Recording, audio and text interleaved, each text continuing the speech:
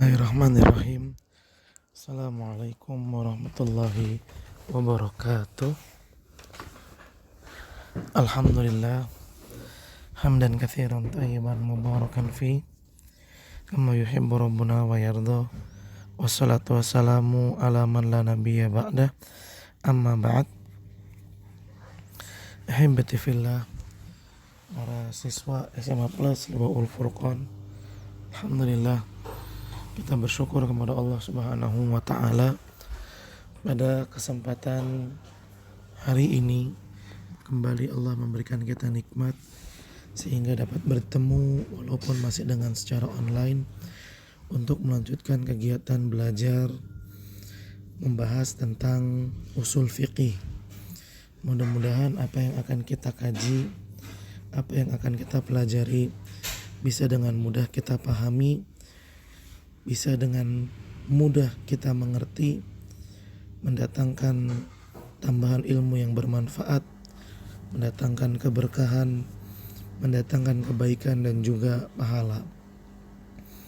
Salawat dan salam semoga selalu tersampaikan kepada junjungan kita Nabi yang mulia, Nabi Muhammad Sallallahu Alaihi Wasallam, juga kepada keluarganya, kepada para sahabatnya, dan kepada orang-orang yang selalu mengikuti jejak sunnah beliau hingga hari kiamat.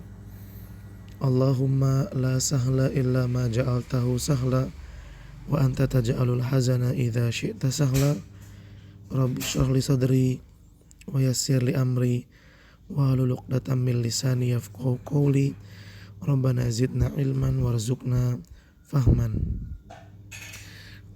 Ahibati fillah, para siswa SMA Plus Liwaul Furqan, sebelum kita melanjutkan kegiatan pelajaran usul fikih, marilah kita senantiasa memperbaiki niatan kita dalam belajar, yaitu dengan menjadikan niat kita dalam belajar senantiasa ikhlas lillahi ta'ala.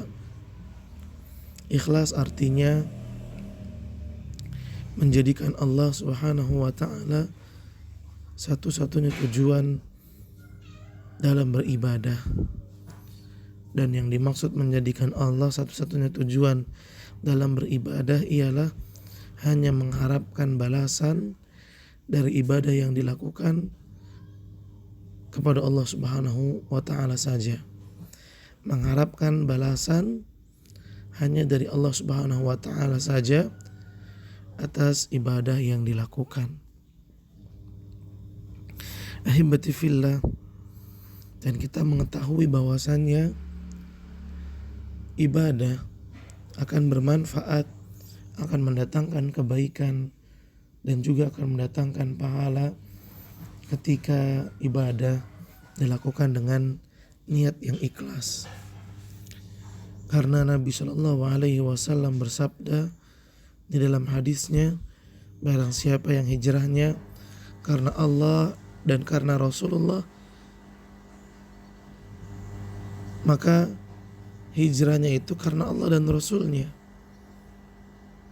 Barang siapa yang melakukan ibadah hanya mengharapkan balasan dari Allah dan sesuai dengan tuntunan Rasulullah, maka dia akan mendapatkan balasan yang baik. Tapi kata Nabi Shallallahu Alaihi Wasallam, barang siapa yang hijrahnya karena dunia, maka dia hanyalah mendapatkan apa yang dia niatkan saja. Dan Allah Subhanahu wa ta'ala berfirman, wa ma umiru illa liya'budullaha mukhlisin. Dan manusia tidak ada yang diperintah oleh Allah, tidak ada perintah yang Allah Subhanahu wa ta'ala berikan kepada manusia kecuali hanya agar mereka beribadah dengan ikhlas kepada Allah Azza wa Jalla. Menuntut ilmu termasuk bagian dari ibadah. Bahkan ilmu ini merupakan ibadah yang agung, memiliki kedudukan yang besar. Sebagaimana kita ketahui hal tersebut dari hadis Nabi Shallallahu Alaihi Wasallam para malaikat mereka menghormati, ya, menghormati para penuntut ilmu, bahkan seluruh makhluk itu memohonkan ampunan kepada Allah. Mereka memohon kepada Allah ampunan untuk orang-orang yang belajar. Mereka meminta kepada Allah Subhanahu wa taala agar Allah Subhanahu wa taala mengampuni orang-orang yang menuntut ilmu. Ahibati fillah, para siswa SMA Plus Liwaul Furqan, inilah keberkahan dan kebaikan yang akan kita dapatkan ketika kita belajar dan menjadikan niatan kita dalam belajar ikhlas lillahi ta'ala. Ahibati fillah, dengan ikhlas dimanapun kita belajar, bagaimanapun cara kita belajar, maka kita tetap akan bersungguh-sungguh.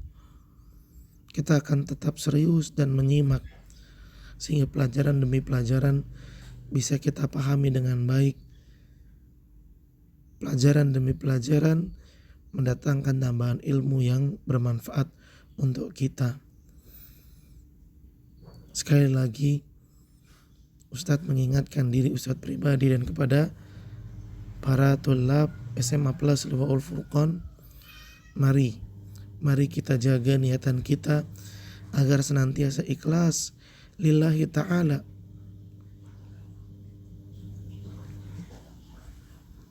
Sehingga apa yang kita harapkan dari belajarnya kita bisa tercapai.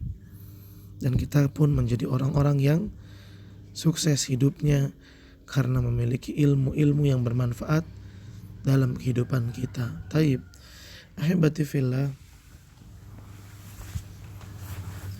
para siswa SMA Plus Liwaul Furqan,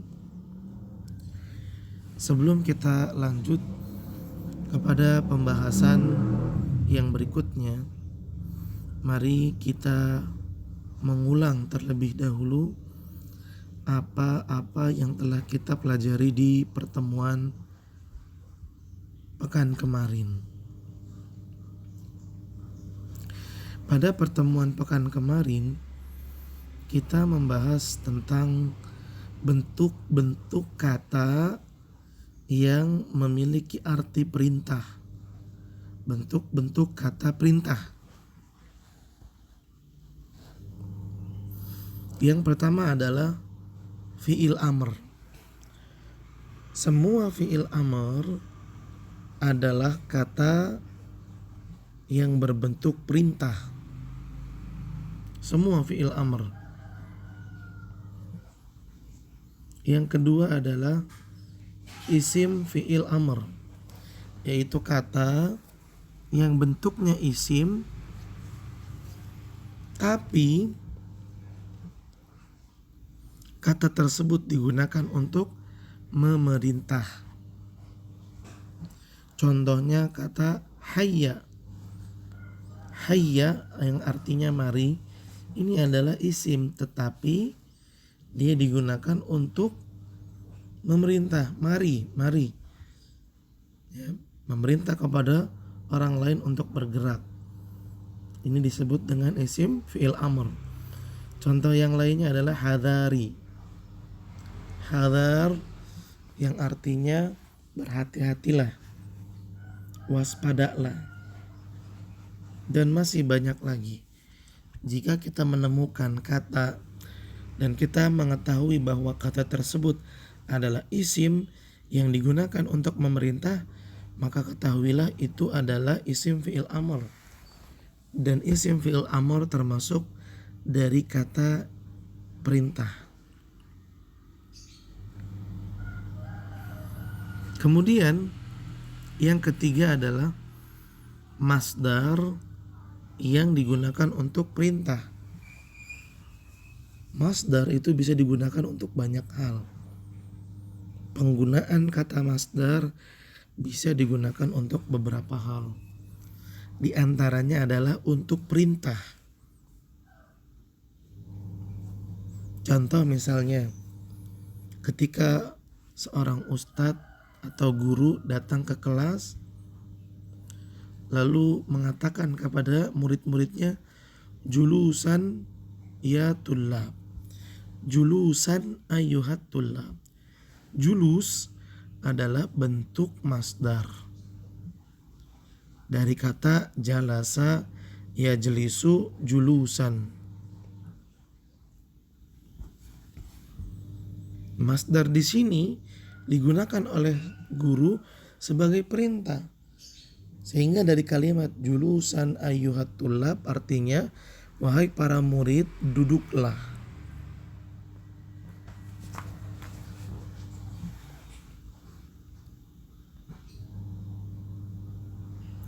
Kemudian yang keempat termasuk dari kata perintah adalah fi'il mudhari.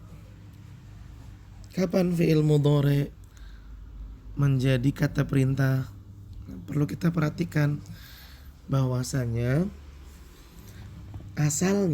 aslinya fi'il mudhari itu menunjukkan kepada berita saja, bukan perintah. Berita yang terjadi sekarang atau yang akan datang. Misalnya sekarang kita sedang belajar, maka mengungkapkannya dalam bahasa Arab menggunakan fi'il mudhari. Al-an nadrusu, sekarang kita belajar. Nadrusu adalah fi'il mudhari.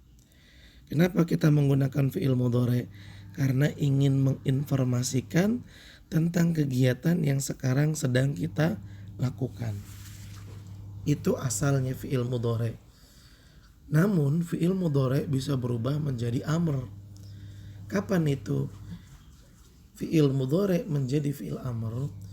Ketika fi'il mudhari diawali dengan lam, huruf lam, namanya lam amr.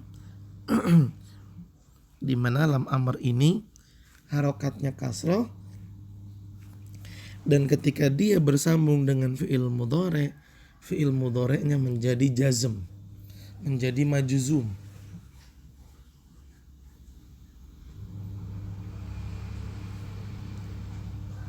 Contoh misalnya, yajlisu at-talibu, seorang murid sedang duduk, yajlisu. Tapi ketika dimasukin lam amr sehingga kalimatnya berubah menjadi liyajlis, jadi sukun, jadi majzum. Liyajlis at-talib, hendaknya murid itu duduk. Hendaknya murid itu duduk. Fi'il mudhari ketika diawali dengan lam amr, maka fi'il mudhari itu menjadi majzum dan fungsinya pun berubah dari mudhari menjadi amr. Kemudian pada pertemuan yang lalu kita juga membahas tentang apa sih dampak yang dihasilkan oleh kata perintah. Kata perintah itu menunjukkan apa? Apa makna kata perintah?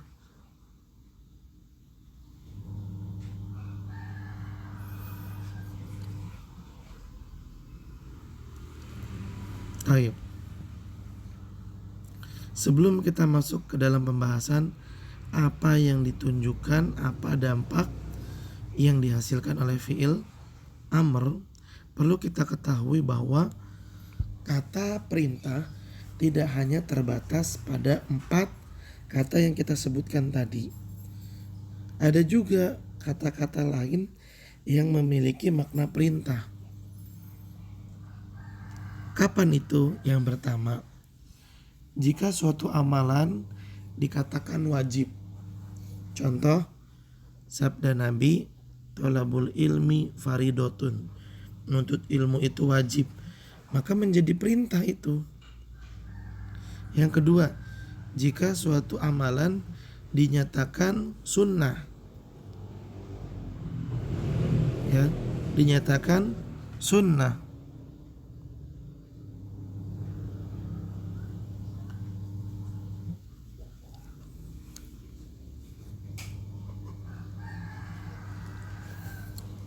seperti yang Nabi Shallallahu Alaihi Wasallam nyatakan tentang amalan ya, menikah, puasa, ya, kemudian sholat malam.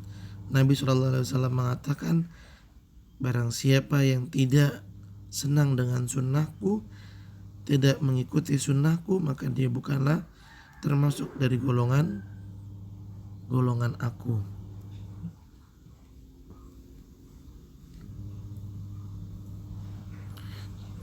Jika kalimat menunjukkan bahwa amalan itu termasuk dari amalan sunnah, amalan wajib, amalan taat, maka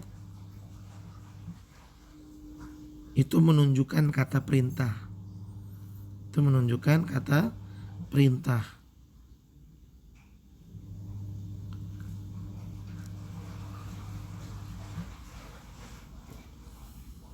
Kemudian juga jika suatu amalan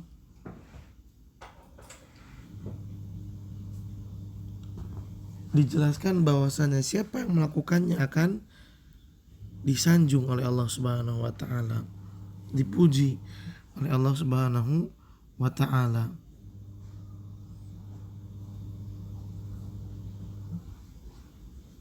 Seperti Nabi Shallallahu Alaihi Wasallam mengatakan, rahimallahu mro'an, semoga Allah merahmati, ya, didoakan sama Nabi, orang yang sholat 4 rakaat sebelum sholat asar, atau pelakunya dicela,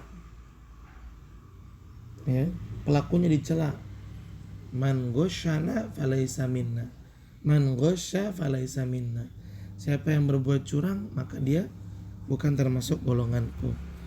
Dicela pelakunya.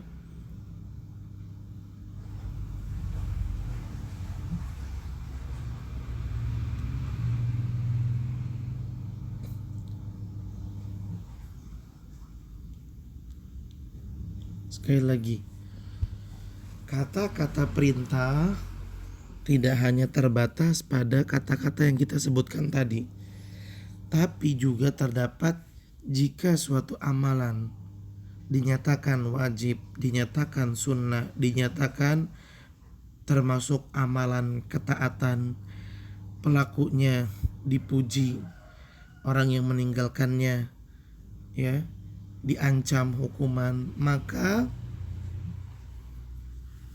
ini menunjukkan bahwa kata tersebut mengandung perintah. Seperti Nabi Shallallahu Alaihi Wasallam mengancam orang-orang yang tidak ikut sholat berjamaah akan dibakar rumahnya. Ini ancaman dari Nabi Shallallahu Alaihi Wasallam bagi orang-orang yang meninggalkan sholat berjamaah. Maka ini menunjukkan kata perintah seperti itu. Taib. Kemudian apa dampak yang dihasilkan oleh kata perintah?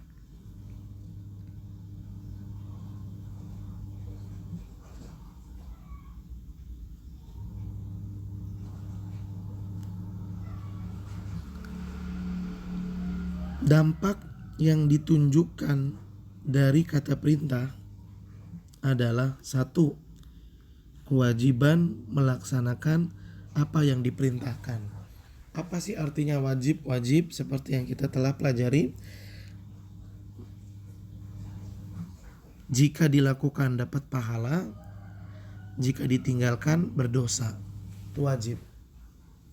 Jadi kata perintah itu yang pertama menunjukkan kewajiban melakukan apa yang diperintahkan. Yang kedua, yang ditunjukkan oleh kata perintah adalah bersegera melakukan apa yang diperintahkan. Ini dia dua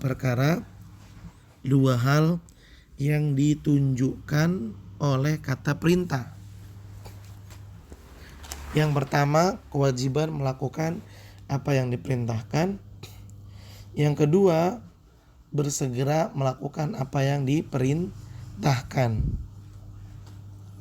Hal ini berdasarkan dalil ya dari Al-Qur'an. Yang pertama, Allah memperingatkan kita dari orang-orang yang menyelisihi perintah Nabi. Karena orang yang menyelisih perintah Nabi akan Allah Subhanahu wa taala hukum dengan kesesatan dan akan Allah siksa dengan siksaan yang pedih.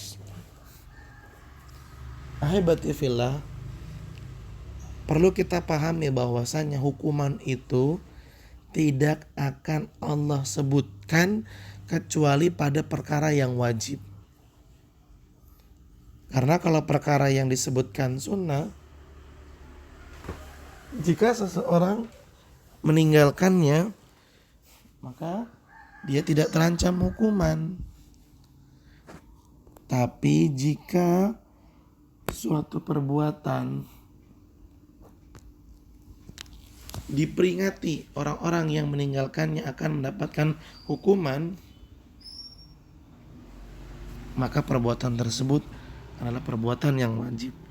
Dan di sini Allah Subhanahu wa taala menyatakan siapa yang tidak mengikuti perintah Nabi, maka Allah akan menghukumnya dengan kesesatan dan akan menghukumnya dengan siksaan yang pedih. Ini menunjukkan bahwasanya perintah itu wajib dilaksanakan. Kemudian dalil yang kedua,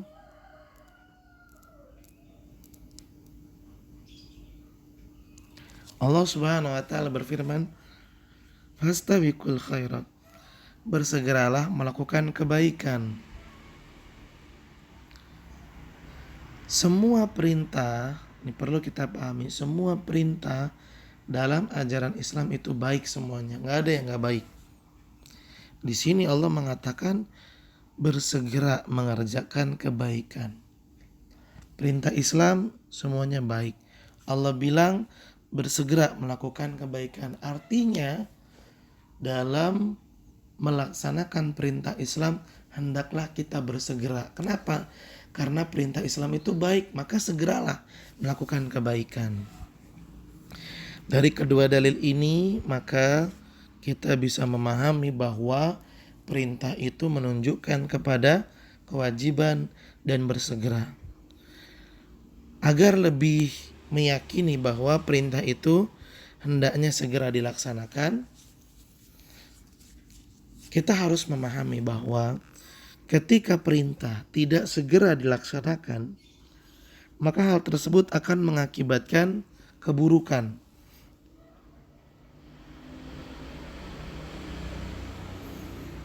Apa keburukannya? Yang pertama, menjadikan seseorang itu pribadi yang malas.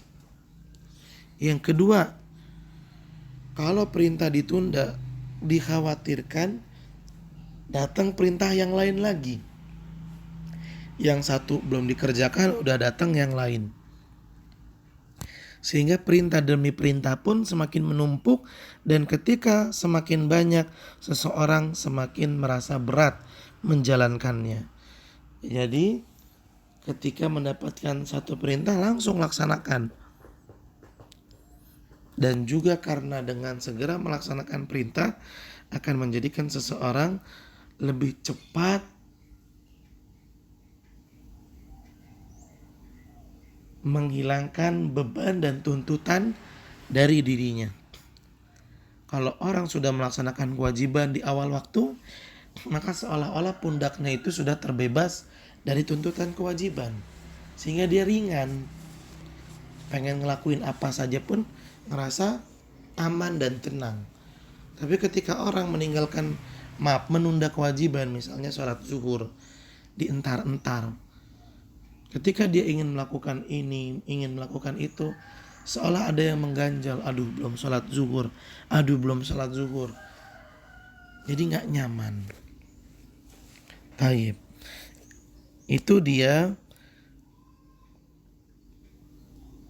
pelajaran yang kita bahas di pertemuan pekan kemarin.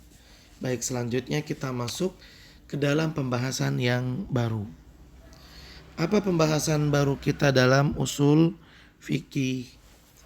Pembahasan yang baru kita adalah waqad yakhrujul amru anil wujubi wal fawriyati lidalilin yaqtadi dzalika.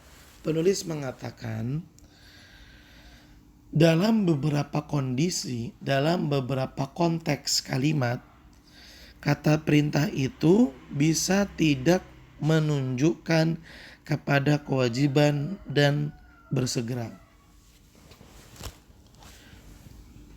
Saat ulang lagi dengan bahasa lain, pada dasarnya perintah itu kan menunjukkan kepada kewajiban dan bersegera. Namun dalam suatu kondisi atau suatu konteks kalimat, terkadang kata perintah itu tidak menunjukkan kepada wajib dan tidak menunjukkan kepada bersegera.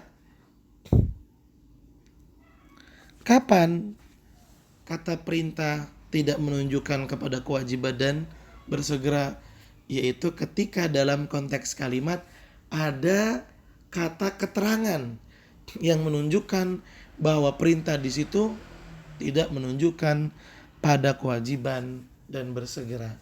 Contoh misalnya, Nabi SAW mengatakan, sekiranya saya tidak membebani umat, maka saya perintahkan mereka untuk bersiwak setiap kali ingin sholat. Ya, lihat kalimat yang terakhir, kata Nabi, saya perintahkan mereka untuk bersiwak setiap kali mau sholat. Ini perintah kata Nabi. Artinya wajib, artinya segera. Namun pada kalimat sebelumnya Nabi bilang apa? Nabi bilang, sekiranya saya tidak memberatkan, tidak membebani. Nah, kalimat pertama ini menunjukkan bahwasanya Nabi gak ingin memerintahkan kepada umatnya karena khawatir perintah itu akan banyak ditinggalkan umatnya sehingga malah menjadi dosa. Kalimat yang diucapkan Nabi, sekiranya saya tidak khawatir akan membebani umat, ini adalah kalimat yang menjadikan kata perintah, saya akan perintahkan mereka untuk bersiwak, menjadikan kata perintah di sini tidak menunjukkan kepada kewajiban. Jadi kata perintah tidak menunjukkan kepada kewajiban dan juga tidak menunjukkan kepada bersegera kalau ada keterangan yang menjelaskan bahwa kata perintah dalam suatu konteks kalimat tidak menunjukkan kepada dua perkara tersebut. Terus kalau kata perintah tidak menunjukkan kepada kewajiban, lantas apa yang ditunjukkan pada kata perintah tersebut? Baik, ada beberapa hal yang ditunjukkan oleh kata perintah ketika kata perintah tidak menunjukkan kepada kewajiban. Penulis mengatakan, fayakhruju anil wujubi ila ma'anin minha. Kata perintah ketika tidak menunjukkan kepada kewajiban, maka dia menunjukkan kepada hal-hal berikut ini.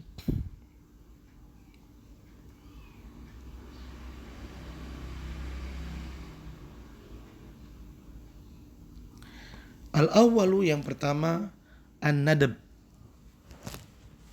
menunjukkan kepada suatu perkara hukumnya sunnah, kepada disunnahkannya suatu amalan.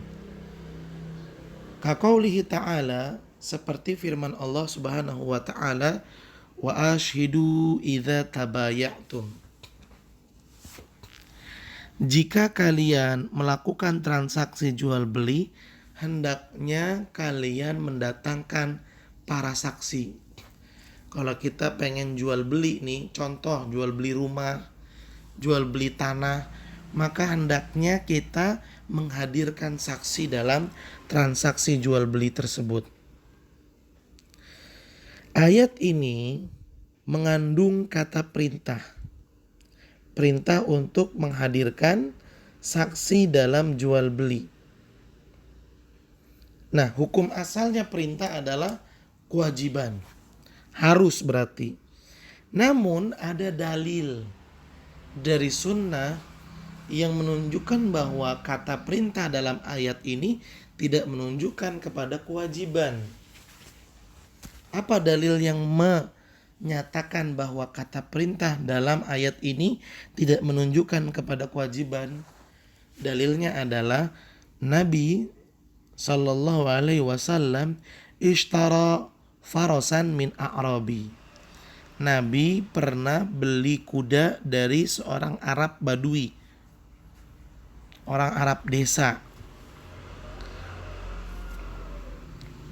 Walam yashhad, tapi ketika Nabi SAW melakukan transaksi pembelian seekor kuda dengan orang Arab Badui, Nabi tidak menghadirkan saksi. Coba pahami, bukankah perintah itu menunjukkan kepada kewajiban? Dan kewajiban itu artinya jika dilakukan dapat pahala, jika ditinggalkan berdosa. Coba, apakah mungkin Nabi SAW dengan sengaja melakukan dosa di mana beliau tidak menghadirkan saksi dalam transaksi jual belinya? Apakah mungkin Nabi melakukan dosa? Tentu tidak. Nabi tidak mungkin dengan sengaja melakukan dosa.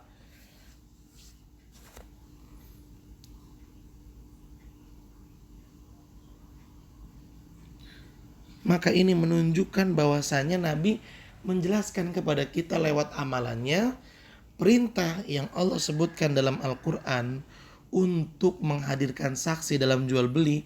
Perintah tersebut tidak menunjukkan kepada kewajiban. Ini yang diajarkan Nabi kepada kita, melainkan menunjukkan kepada sunnahnya menghadirkan saksi dalam jual beli. Disunahkan.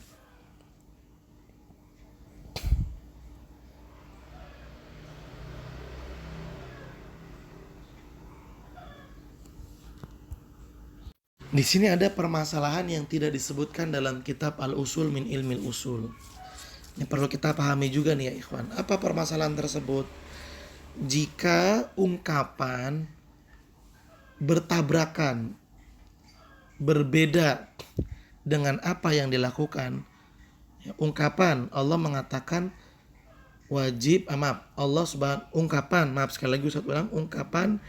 menyatakan Allah memerintahkan untuk menghadirkan saksi dalam jual beli.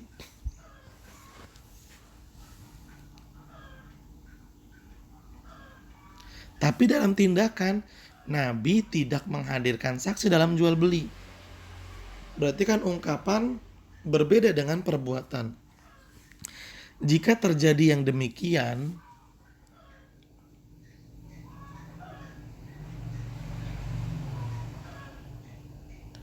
apa yang kita pegang, mana yang kita amalkan? Ungkapankah yang menunjukkan perintah untuk menghadirkan saksi dalam jual beli, atau yang kita amalkan adalah perbuatan Nabi, yaitu nggak usah menghadirkan saksi dalam jual beli? Mana yang kita amalkan? Para ulama mengatakan jika ungkapan berbeda dengan perbuatan, yang kita lakukan adalah mencoba untuk menggabungkan keduanya. Coba kita kira-kira, ini kan ada perbedaan, yang ini perintah, yang ini malah nggak ngelaksanain. Coba kita gabungin. Kira-kira apa hasilnya? Bisa gak digabungin? Kalau bisa kita gabungin, namanya kita jamak, ya kita jamak. Maksudnya tetap kedua-duanya dipakai, kita jamak. Ternyata bisa. Dalam masalah ini bisa kita jamak.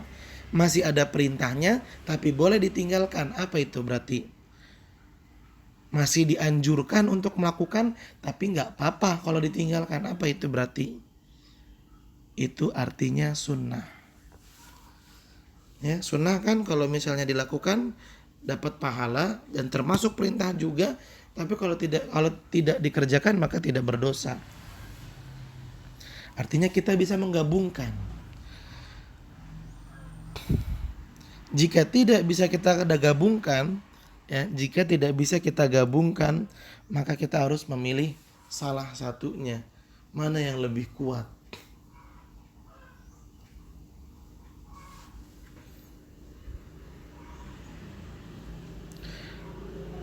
Ya, kalau tidak bisa digabungkan, maka kita harus memilih salah satunya. Bagaimana cara memilih salah satunya? Ada dua cara.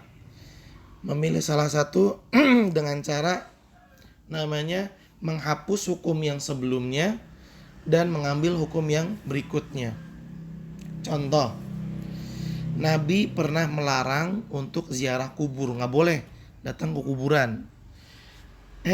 Di kemudian hari Nabi bilang silahkan kunjungi kuburan, silahkan ziarah kuburan. Ini kan bertentangan. Tadi Nabi bilang nggak boleh, sekarang Nabi bilang boleh. Ini tabrakan nih, berbeda. Dan kalau kita gabungin nggak bisa.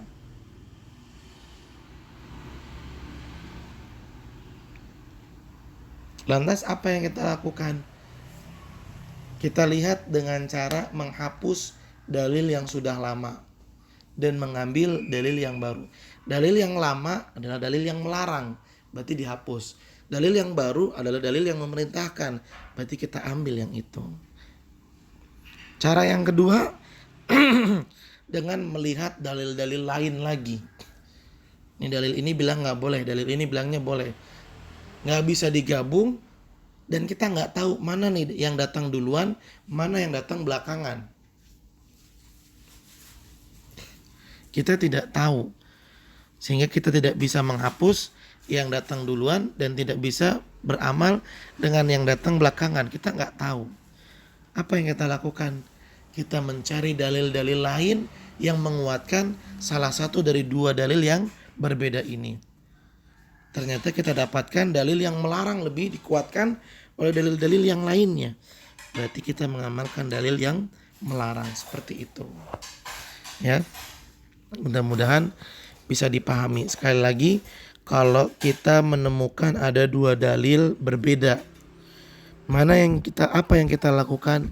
Yang pertama kita gabungin keduanya dulu, sehingga menghasilkan makna yang baru.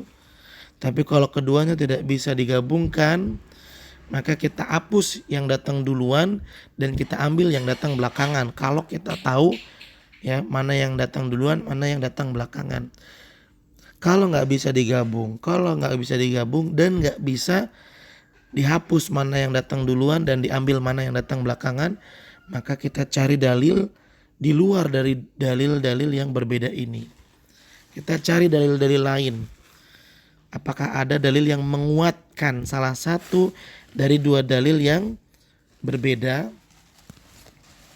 Jika ada, kita dapat, maka dalil yang dikuatkan itulah dalil yang kita amalkan. Baik, itu dia perlu kita pahami akhibati fillah, dan ini termasuk nikmatnya belajar usul fikih. Jadi kita tahu nih, kalau ada dalil bilang kerjakan amalan ini, dalil lain mengatakan jangan kerjakan amalan ini, kita jadi nggak bingung apa yang harus kita lakukan terhadap dua dalil yang berbeda ini. Kita tahu caranya, kita tahu jalan keluarnya. Yang pertama dengan digabungkan. Kalau nggak bisa digabungkan, kita ambil yang datang belakangan dan kita tinggalkan yang datang duluan. Ya. Kalau nggak bisa juga, kita cari dalil dari dalil-dalil di luar dalil yang berbeda ini.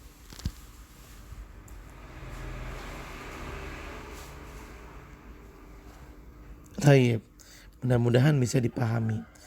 Kemudian kita lanjutkan ahibati fillah. Jika kata perintah tidak menunjukkan kepada wajib, yang pertama ia menunjukkan kepada perkara sunnah.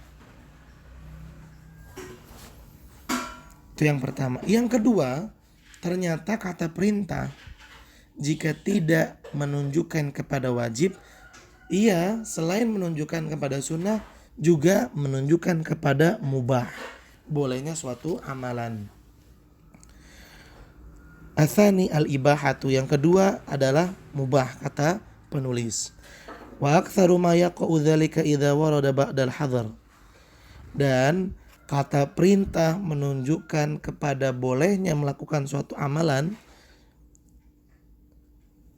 Kata perintah menunjukkan kepada bolehnya melakukan suatu amalan itu ketika kata perintah datangnya setelah peringatan atau larangan. Taib. Sebelum kita bahas lebih lanjut, perlu kita pahami dulu. Mubah itu apa sih mubah? Mubah itu artinya boleh. Maksudnya apa boleh?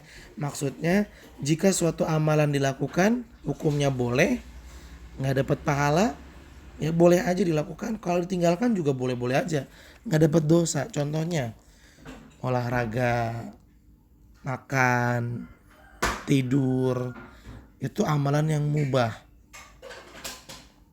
Dikerjain boleh, nggak dikerjain juga boleh. Nah, kata perintah ketika tidak menunjukkan kepada kewajiban, dia menunjukkan juga kepada mubah. Selain kepada sunnah, dia juga menunjukkan kepada mubah. Nah, biar lebih mudah bagi kita untuk memahami ketika kata perintah tidak menunjukkan kepada wajib, dia menunjukkan kepada sunnah apa mubah. Nah, pahami nih. Kalau kata perintah datangnya setelah larangan, ada larangan. Ya, sebelumnya suatu amalan itu dilarang. Selanjutnya sama Nabi diperintahin. Habis dilarang sama Nabi diperintahin. Maka kata perintah ini menunjukkan kepada bolehnya suatu amalan. Bolehnya suatu amalan. Sekali lagi, jika kata perintah datang setelah larangan, langsung pahami kata perintah itu menunjukkan kepada bolehnya suatu amalan. Dia tidak menunjukkan kepada kewajiban, tidak menunjukkan pula kepada sunnah, tapi dia menunjukkannya kepada mubah.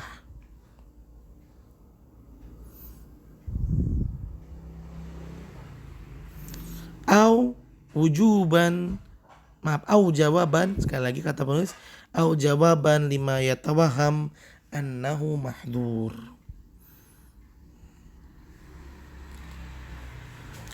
Atau kata perintah ini datang sebagai jawaban terhadap perkara yang diperkirakan dilarang. Jadi ada suatu perkara belum pasti hukumnya. Cuman orang-orang beranggapan bahwa perkara tersebut dilarang. Ya, disangka dilarang. Lalu datang perintah sebagai jawaban. Ya, untuk memastikan hukum perkara tersebut. Maka perintah ini tidak menunjukkan kepada kewajiban, melainkan menunjukkan kepada bolehnya suatu amalan. Mithaluhu ba'dal hadar. Contoh kata perintah setelah larangan. Qaulu ta'ala, Allah Subhanahu wa taala berfirman, wa idza halaltum fastadu. Jika kalian telah halal, jika kalian telah bertahallul, silakan kalian memburu hewan lagi. Boleh kalian memburu hewan. Nah, fal amru bil istiyadi lil ibahati. Perintah dalam ayat ini perintah untuk memburu hewan tidak menunjukkan kepada kewajiban, tapi menunjukkan kepada bolehnya memburu hewan. Liwuqu'ihi ba'dal hadar. Karena kata perintah di sini datangnya setelah larangan. Al-mustafadu min qouli ta'ala, di mana larangan tersebut terdapat pada firman Allah Subhanahu wa taala, ghairu muhillis shaidi wa antum hurum. Kalau kalian sedang dalam keadaan ihram, kalian dilarang untuk memburu hewan. Ya mungkin zaman dulu itu kan belum ada restoran, belum ada hotel. Jadi kalau misalnya ada jemaah haji datang ke Mekah, mereka pengen makan ya mereka cari makanan dulu sendiri. Namanya zaman dulu, mereka berburu dulu. Nah ternyata kalau dalam keadaan ihram itu nggak boleh memburu hewan. Sehingga jemaah haji di zaman dulu kalau datang ke Mekah untuk haji, mereka bawa hewan peliharaan, entah kambing, entah unta, yang ketika mereka pengen makan ya mereka sembelih. Jadi mereka tidak memburu. Sekali lagi Allah melarang bagi orang-orang yang dalam keadaan ihram untuk memburu binatang. Tapi kalau sudah bertahallul, artinya kalau sudah selesai keadaan ihramnya, maka boleh untuk memburu hewan. Dari mana kita dapat kata boleh, keterangan boleh memburu hewan? Allah berfirman, wa idza halaltum fastadu, jika kalian telah bertahallul, hendaklah kalian memburu. Ini kan perintah, bukankah perintah itu menunjukkan wajib? Iya. Hukum asalnya perintah itu menunjukkan kepada kewajiban. Tapi ayat ini tidak ayat ini tidak menjelaskan bahwa orang yang telah tahallul hendaknya dia berburu hewan. Tidak memerintahkan orang yang setelah tahallul berburu hewan, tidak. Tapi ayat ini menunjukkan bolehnya berburu hewan. Kenapa menunjukkan kepada boleh bukan menunjukkan kepada kewajiban? Karena perintah pada ayat ini datangnya setelah larangan. Taib. Wa mithaluhu jawaban lima yutawaham annahu mahdzur, dan contoh kata perintah menunjukkan kepada mubah karena kata perintah ini datang sebagai jawaban terhadap perkara yang diperkirakan itu dilarang. Contohnya adalah qauluhu sallallahu alaihi wasallam, perintah Nabi sallallahu alaihi wasallam, sabda Nabi sallallahu alaihi wasallam, if'al wala haraj, lakukan dan itu tidak berdosa. Fi jawabi, ya, di mana kalimat ini Nabi sallallahu alaihi wasallam ucapkan sebagai jawaban man sa'alahu fi hajjatil wada an taqdimil haji allati tuf'al yaumal idi ba'duha ala ba'din. Ketika para sahabat bertanya kepada Nabi tentang amalan-amalan yang dilakukan di hari raya Idul Adha. Amalan haji di hari raya Idul Adha tuh bukan cuma satu ya. Ada lempar jumroh, ada menyembelih hewan kurban, ada tawaf. Nah para sahabat ada yang melakukan tawaf dulu baru menyembelih, ada yang melakukan menyembelih dulu baru tawaf. Mereka ketakutan, jangan-jangan salah nih, jangan-jangan dilarang nih seperti ini. Urutan yang benar bagaimana? Lalu Nabi mengatakan lakukan yang kalian ingin lakukan, nggak masalah. Jika urutannya berbeda-beda nggak apa-apa. Ya. Nabi SAW kan menunjukkannya dengan kata perintah, bukan berarti jalankan dengan cara begini-begini, dengan cara acak-acakan. Bukan itu maksud Nabi, bukan perintah yang menunjukkan kewajiban, bukan. Tapi maksud Nabi adalah apa yang kalian lakukan itu boleh-boleh aja. Jadi sekali lagi ikhwan, gampangnya, kesimpulannya, kalau ada kata perintah datang setelah larangan atau kata perintah datang untuk jawaban terhadap perkara yang disangka itu dilarang, maka pahami bahwa perintah tersebut tidak menunjukkan kepada kewajiban, melainkan menunjukkan kepada bolehnya amalan tersebut.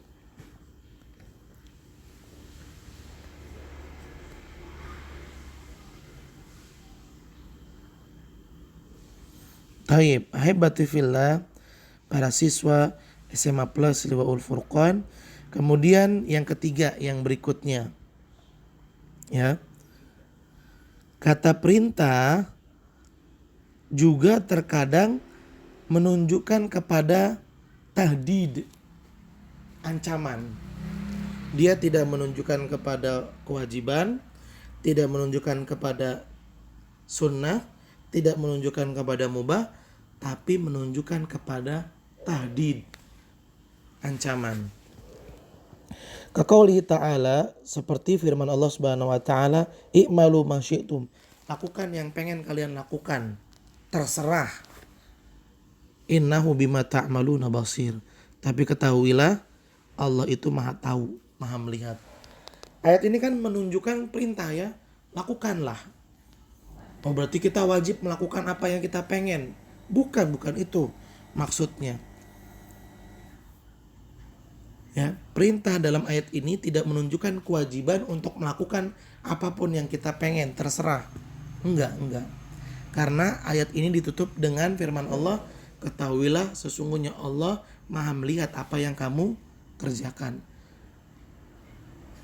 Kalimat ketahuilah sesungguhnya Allah Maha melihat apa yang kamu kerjakan, ini menunjukkan bahwa perintah di kalimat sebelumnya, kerjakan apa yang kamu inginkan, ini menunjukkan bahwa perintah pada kalimat sebelumnya bukan menunjukkan kepada kewajiban, melainkan kepada ancaman.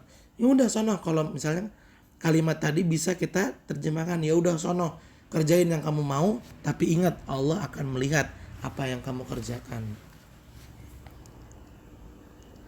Juga firman Allah, faman syaa falyu'min wa man syaa falyakfur. Kalau ada yang pengen beriman, silahkan dia beriman. Kalau ada yang pengen dia kufur, jadilah dia kafir. Inna a'tadna lidzalimina nara. Tapi ingat, orang-orang kafir akan kami sediakan azab api neraka. Allah memerintahkan siapa yang pengen kafir, jadilah dia kafir. Seolah-olah Allah memerintahkan seseorang untuk jadi kafir. Tapi perintah ini tidak menunjukkan kepada kewajiban, melainkan kepada ancaman. Kenapa? Karena ayat ini ditutup dengan firman Allah, sesungguhnya orang-orang kafir akan Allah sediakan azab api neraka, waliyadzubillah. Fadhikrul wa'idi ba'dal amri al-madhkuri dalilun ala annahu litahdid. Nah, ini kata kuncinya nih. Jika suatu perintah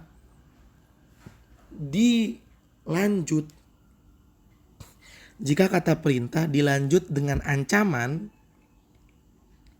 maka kata perintah tersebut tidak menunjukkan kepada kewajiban, melainkan menunjukkan kepada peringatan.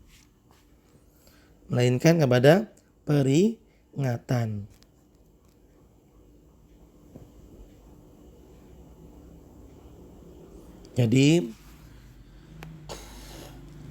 kata perintah bisa menunjukkan kepada mubah kalau kata perintah datangnya setelah larangan.